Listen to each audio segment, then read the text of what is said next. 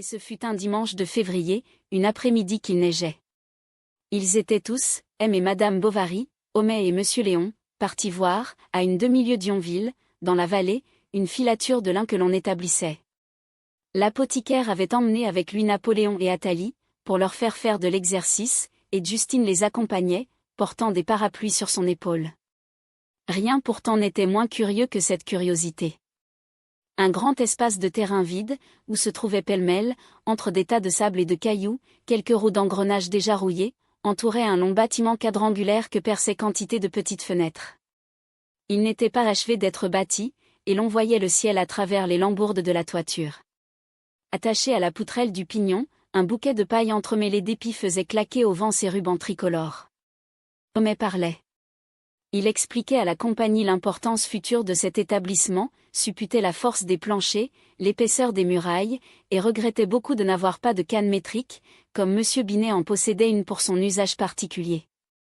Emma, qui lui donnait le bras, s'appuyait un peu sur son épaule, et elle regardait le disque du soleil irradiant au loin, dans la brume, sa pâleur éblouissante, mais elle tourna la tête, Charles était là. Il avait sa casquette enfoncée sur ses sourcils, et ses deux grosses lèvres tremblotaient, ce qui ajoutait à son visage quelque chose de stupide, son dos tranquille était irritant à voir, et elle y trouvait étalée sur la redingote toute la platitude du personnage.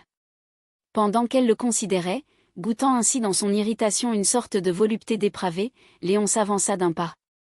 Le froid qui le pâlissait semblait déposer sur sa figure une langueur plus douce, entre sa cravate et son cou, le col de la chemise, un peu lâche, laissait voir la peau, un bout d'oreille dépassait sous une mèche de cheveux, et son grand œil bleu, levé vers les nuages, parut à Emma plus limpide et plus beau que ces lacs des montagnes où le ciel se mire. Malheureux, s'écria tout à coup l'apothicaire. Et il courut à son fils, qui venait de se précipiter dans un tas de chaux pour peindre ses souliers en blanc. Aux reproches dont on l'accablait, Napoléon se prit à pousser des hurlements, tandis que Justine lui essuyait ses chaussures avec un torchis de paille. Mais il eût fallu un couteau, Charles offrit le sien. Ah! Se dit-elle, il porte un couteau dans sa poche, comme un paysan. Le givre tombait, et l'on s'en retourna vers Yonville. Madame Bovary, le soir, n'alla pas chez ses voisins, et, quand Charles fut parti, lorsqu'elle se sentit seule, le parallèle recommença dans la netteté d'une sensation presque immédiate et avec cet allongement de perspective que le souvenir donne aux objets. Regardant de son lit le feu clair qui brûlait, elle voyait encore, comme là-bas, Léon debout, faisant plier d'une main sa badine et tenant de l'autre Athalie, qui suçait tranquillement un morceau de glace. Elle le trouvait charmant, elle ne pouvait s'en détacher, elle se rappela ses autres attitudes en d'autres jours, des phrases qu'il avait dites, le son de sa voix, toute sa personne, et elle répétait, en avançant ses lèvres comme pour un baiser, oui, charmant. Charmant. N'aime-t-il pas? Se demanda-t-elle. Qui donc? Mais c'est moi. Toutes les preuves à la fois s'en étalèrent, son cœur bondit. La flamme de la cheminée faisait trembler au plafond une clarté joyeuse, elle se tourna sur le dos en s'étirant les bras. Alors commença l'éternelle lamentation, oh! Si le ciel l'avait voulu! Pourquoi n'est-ce pas? Qui empêchait donc? Quand Charles, à minuit, rentra, elle eut l'air de s'éveiller, et, comme il fit du bruit en se déshabillant, elle se plaignit de la migraine, puis demanda nonchalamment ce qui s'était passé dans la soirée. Monsieur Léon, dit-il, est remonté de bonne heure.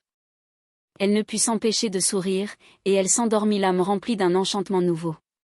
Le lendemain, à la nuit tombante, elle reçut la visite du sieur Lheureux, marchand de nouveautés. C'était un homme habile que ce boutiquier. Né gascon, mais devenu normand, il doublait sa faconde méridionale de cautèle cauchoise. Sa figure grasse, molle et sans barbe, semblait teinte par une décoction de réglisse claire, et sa chevelure blanche rendait plus vif encore l'éclat rude de ses petits yeux noirs.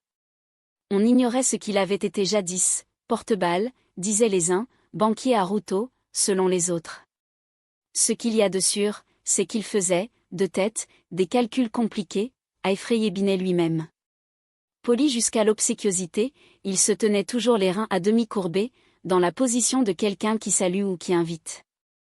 Après avoir laissé à la porte son chapeau garni d'un crêpe, il posa sur la table un carton vert, et commença par se plaindre à madame, avec force civilité, d'être resté jusqu'à ce jour sans obtenir sa confiance.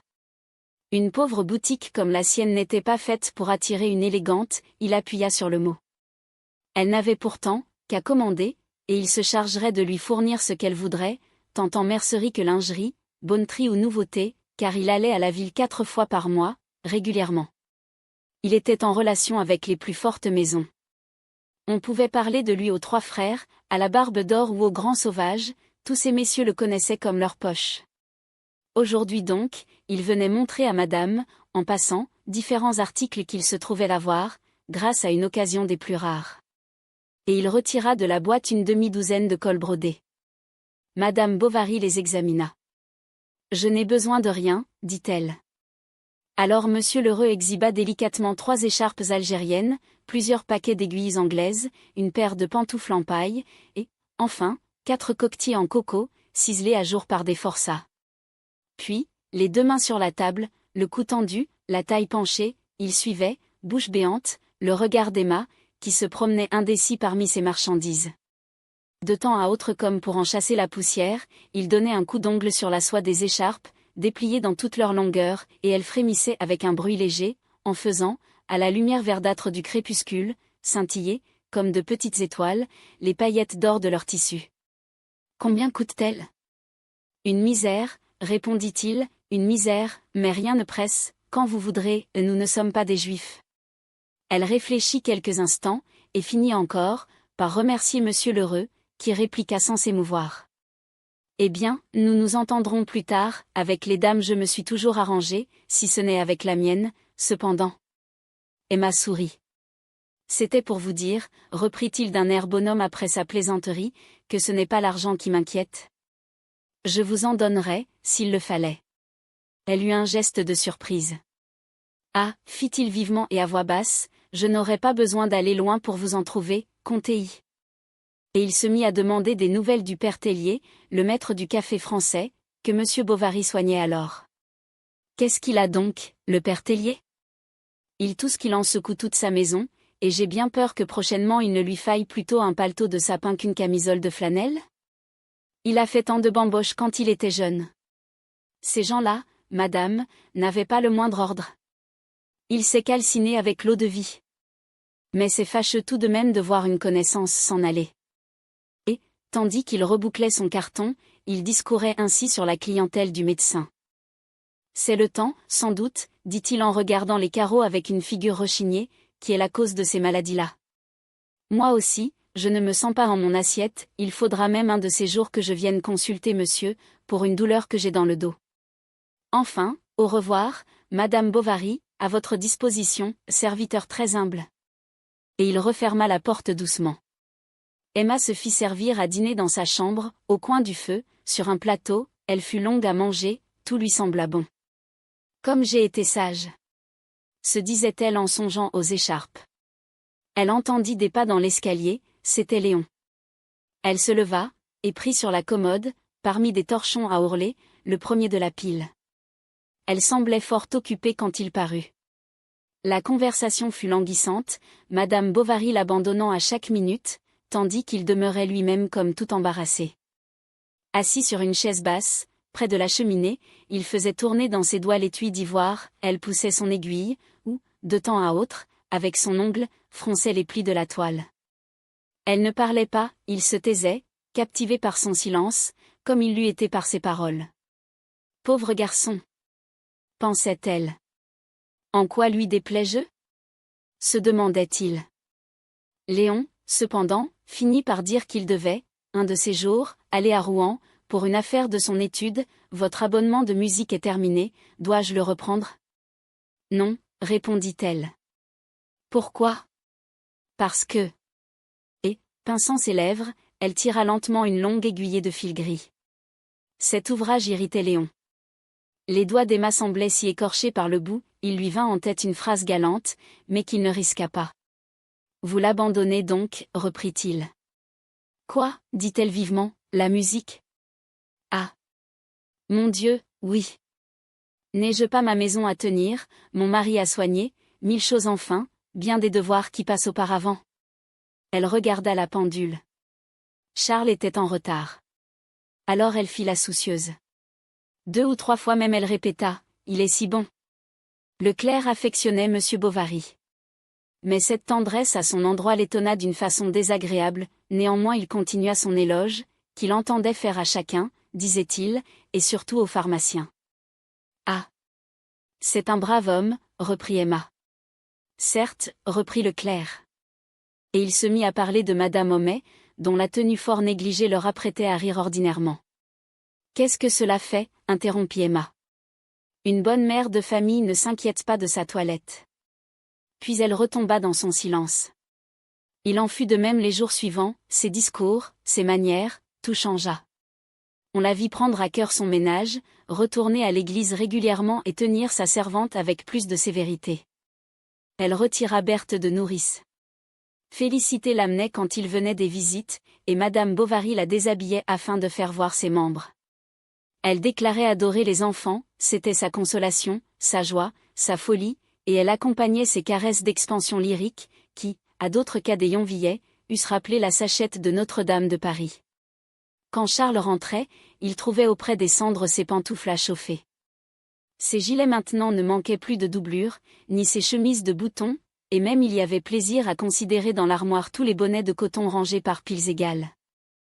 Elle ne rechignait plus, comme autrefois, à faire des tours dans le jardin, ce qu'il proposait était toujours consenti, bien qu'elle ne devinât pas les volontés auxquelles elle se soumettait sans un murmure, et lorsque Léon le voyait au coin du feu, après le dîner, les deux mains sur son ventre, les deux pieds sur les chenets, la joue rougie par la digestion, les yeux humides de bonheur, avec l'enfant qui se traînait sur le tapis, et cette femme à taille mince qui par-dessus le dossier du fauteuil venait le baiser au front, quelle folie! Se disait-il, et comment arriver jusqu'à elle? Elle lui parut donc si vertueuse et inaccessible, que toute espérance, même la plus vague, l'abandonna. Mais, par ce renoncement, il la plaçait en des conditions extraordinaires. Elle se dégagea, pour lui, des qualités charnelles dont il n'avait rien à obtenir, et elle alla, dans son cœur, montant toujours et s'en détachant, à la manière magnifique d'une apothéose qui s'envole.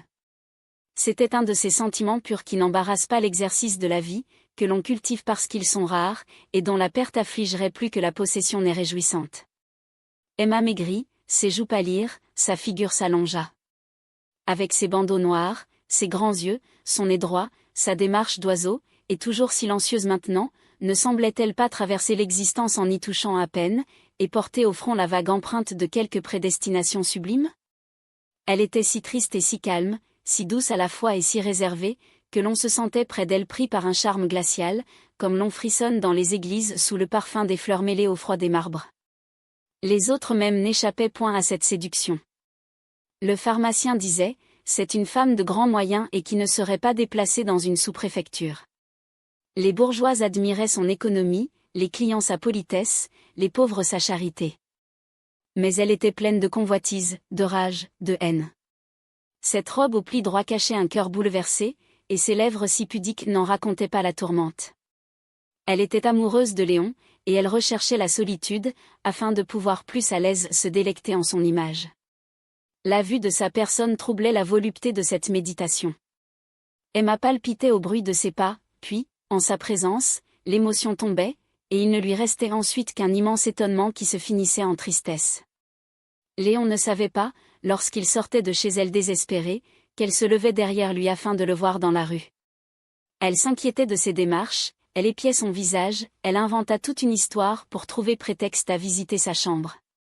La femme du pharmacien lui semblait bien heureuse de dormir sous le même toit, et ses pensées continuellement s'abattaient sur cette maison, comme les pigeons du Lion d'Or qui venaient tremper là, dans les gouttières, leurs pattes roses et leurs ailes blanches. Mais plus Emma s'apercevait de son amour, plus elle le refoulait, afin qu'il ne parût pas, et pour le diminuer. Elle aurait voulu que Léon s'en doutât, et elle imaginait des hasards, des catastrophes qui l'eussent facilité. Ce qui la retenait, sans doute, c'était la paresse ou l'épouvante, et la pudeur aussi. Elle songeait qu'elle l'avait repoussé trop loin, qu'il n'était plus temps, que tout était perdu. Puis l'orgueil, la joie de se dire « je suis vertueuse », et de se regarder dans la glace en prenant des poses résignées, la consolait un peu du sacrifice qu'elle croyait faire. Alors, les appétits de la chair, les convoitises d'argent et les mélancolies de la passion, tout se confondit dans une même souffrance, et, au lieu d'en détourner sa pensée, elle l'y attachait davantage, s'excitant à la douleur et en cherchant partout les occasions. Elle s'irritait d'un plat mal servi ou d'une porte entrebâillée, gémissait du velours qu'elle n'avait pas, du bonheur qui lui manquait, de ses rêves trop hauts, de sa maison trop étroite. Ce qui l'exaspérait, c'est que Charles n'avait pas l'air de se douter de son supplice. La conviction où il était de la rendre heureuse lui semblait une insulte imbécile, et sa sécurité, le dessus, de l'ingratitude. Pour qui donc était-elle sage? N'était-il pas, lui, l'obstacle à toute félicité, la cause de toute misère, et comme l'ardillon pointu de cette courroie complexe qui la bouclait de tous côtés? Donc, elle reporta sur lui seul la haine nombreuse qui résultait de ses ennuis, et chaque effort pour l'amoindrir ne servait qu'à l'augmenter, car cette peine inutile s'ajoutait aux autres motifs de désespoir et contribuait encore plus à l'écartement. Sa propre douceur à elle-même lui donnait des rébellions. La médiocrité domestique la poussait à des fantaisies luxueuses, la tendresse matrimoniale en des désirs adultères. Elle aurait voulu que Charles la battît, pour pouvoir plus justement le détester, s'en venger. Elle s'étonnait parfois des conjectures atroces qui lui arrivaient à la pensée, et il fallait continuer à sourire, s'entendre répéter qu'elle était heureuse, faire semblant de l'être, le laisser croire. Elle avait des dégoûts, cependant, de cette hypocrisie. Des tentations la prenaient de s'enfuir avec Léon, quelque part, bien loin, pour essayer une destinée nouvelle, mais aussitôt il s'ouvrait dans son âme un gouffre vague, plein d'obscurité. D'ailleurs, il ne m'aime plus, pensait-elle, que devenir? Quel secours attendre, quelle consolation, quel allègement? Elle restait brisée, haletante, inerte, sanglotant à voix basse et avec des larmes qui coulaient. Pourquoi ne point le dire à monsieur? Lui demandait la domestique, lorsqu'elle entrait pendant ses crises. Ce sont les nerfs, répondait Emma, ne lui en parle pas, tu l'affligerais. Ah! Oui, reprenait Félicité, vous êtes justement comme la Guérine, la fille au père Guérin, le pêcheur du Pollet, que j'ai connu à Dieppe, avant de venir chez vous. Elle était si triste, qu'à la voir debout sur le seuil de sa maison, elle vous faisait l'effet d'un drap d'enterrement tendu devant la porte. Son mal, à ce qu'il paraît, était une manière de brouillard qu'elle avait dans la tête, et les médecins n'y pouvaient rien, ni le curé non plus. Quand ça la prenait trop fort, elle s'en allait toute seule sur le bord de la mer, si bien que le lieutenant de la douane, en faisant sa tournée, souvent la trouvait étendue à plat ventre et pleurant sur les galets. Puis, après son mariage, ça lui a passé, dit-on. Mais, moi, reprenait Emma, c'est après le mariage que ça m'est venu.